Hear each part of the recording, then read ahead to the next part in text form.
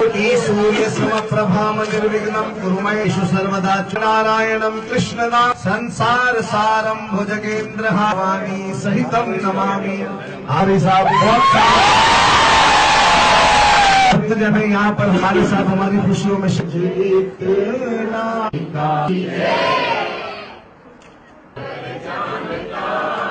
मालिक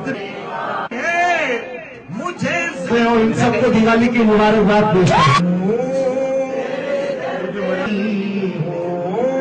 जिसे मीने तो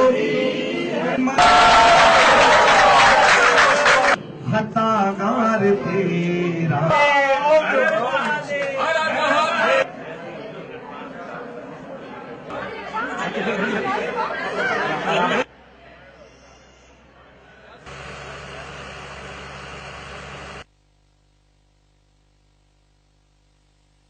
दुनिया का सबसे बड़ी पाकिस्तान का तारीख में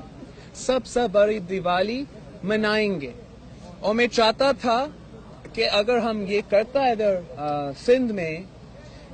कि मैं एक बड़ा प्रोग्राम रखता दिवाली पे और इस दिन को हम साथ मनाते तो फिर ये बड़ा अच्छा पैगाम होता।